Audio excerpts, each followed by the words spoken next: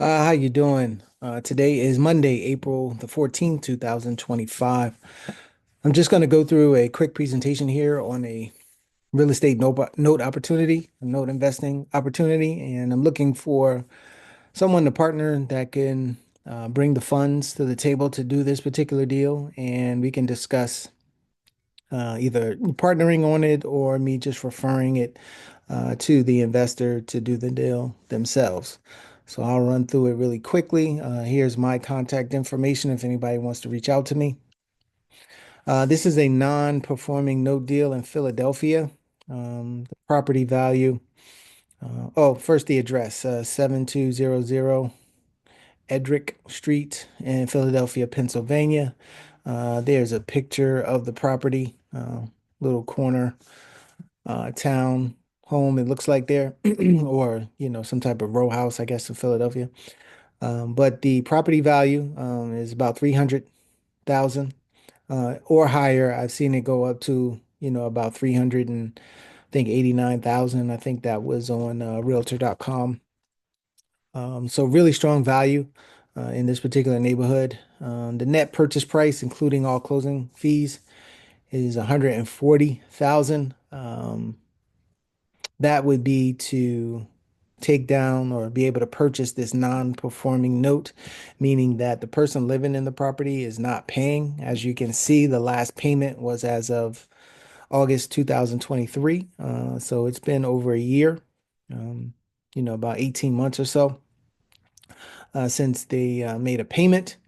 And you'll see the unpaid balance and the current payoff balance. Altogether, they're still owe about 173,000.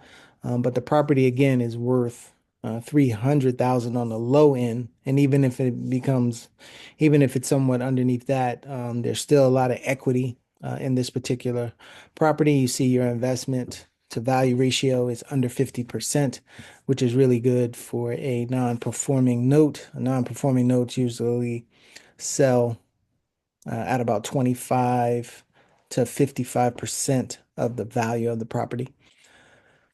So looking to partner with an investor or refer the note to them. There's a 10-day window to examine the collateral file and verifying the numbers when we get this under contract, when the offer is accepted. So that'll give us time to look through the file, make sure that, all the paperwork is right and, the totals on what we're being told is correct. So just for us to really take a deeper dive, a second level of due diligence, I guess you would call it. This is my initial level of due diligence on this one. The good things about this is the buyer has over $125,000 of equity. I do not believe they are going to want to lose that. I do not believe that you will have to take this through a foreclosure. As it states here, I think you have to start the foreclosure process because of the time frame that has lapsed on this. We want to make sure that the person, you know, understands that this is real and we could take this property back. Once they do that, then I think, you'll have a good chance that they'll want to do something, whether it be a modification or possibly selling the property just because they have a lot of equity in the particular property. The foreclosure timeline in Pennsylvania could take up to about a year. But again, with the amount of equity, I don't see a person really, letting this go all the way to a foreclosure process. I think they would, try to do a modification if they want to stay in the property. Again, during that 10-day period that we have to look at the file, we will get a sense of, is this person looking to stay in the property? Is it vacant or is it still occupied by the owner? And if they want to stay in the property, or they would do a short sale. The fact that you're buying this at 140,000, even if you do a short sale on it, and let's just say short sales at 175, you've made a great return on your initial 140,000 and probably in a quick time frame, once that foreclosure process becomes real to this particular borrower. Also, what could happen in this instance is the borrower could file bankruptcy to try and, stall things, make things go through another process before you can get the property back. If that does happen, there's one of two things. They usually go either a Chapter 7 or a Chapter 13. Chapter 7 would mean that they would have to sign the property over to the investor. So you have this property right now for 140,000, and then you'll be able to, do whatever it is that you want at that particular time. Or if they do a Chapter 11, it's more of a reorganization. And what will happen is that there'll be um, they'll they'll work out some type of payment plan with the note investor, and there'll be two accounts. They'll have an account for something that goes towards the principal and interest, and then they'll have another account that'll go towards the arrears. So you'll be getting two payments in one, and that'll definitely and you can make sure that that payment gives you back a good return on your money, at that new monthly payment that they're paying plus their arrearage account. And then once that, goes into effect for, let's just say, 6 months to a year, if the person is consistently paying, you have the ability at that time to sell this note. And then you can sell it for obviously more than uh, what you paid for the note.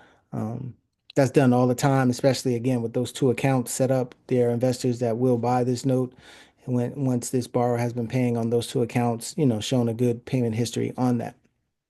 I'm not saying that that'll happen, but it's kind of worst case scenario that we always try to address. If the property goes to foreclosure sale, the property would have to sell for at least that 173,000. Um, or if somebody didn't, come up to that amount, you could get the property back and then, be able to exit whatever, the different types of strategies that you'd like to do on this particular property because you'll have it owning it at about $140,000, give or take. Um, and so at that particular point, the investor could do a fix and flip, put some money into the property to fix it up because of the after repair value.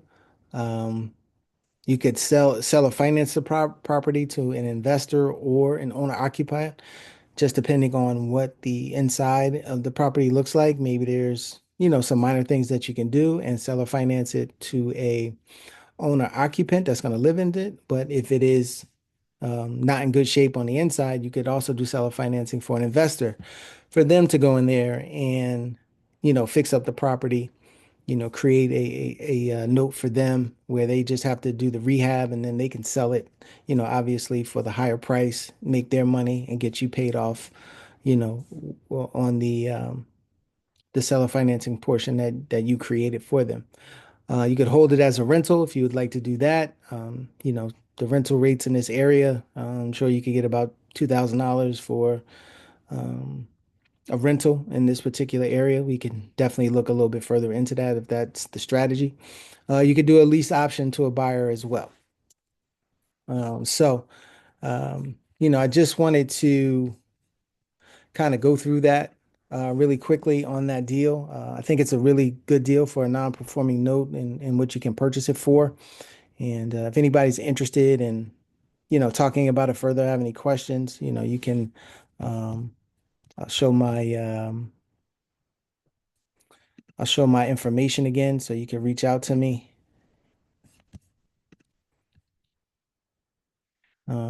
Here we go.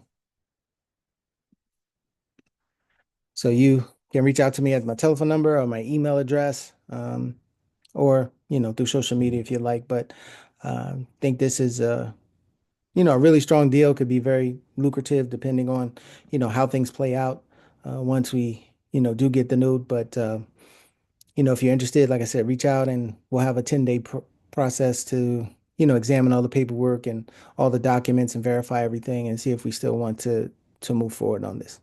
All right. Thank you. Have a good day.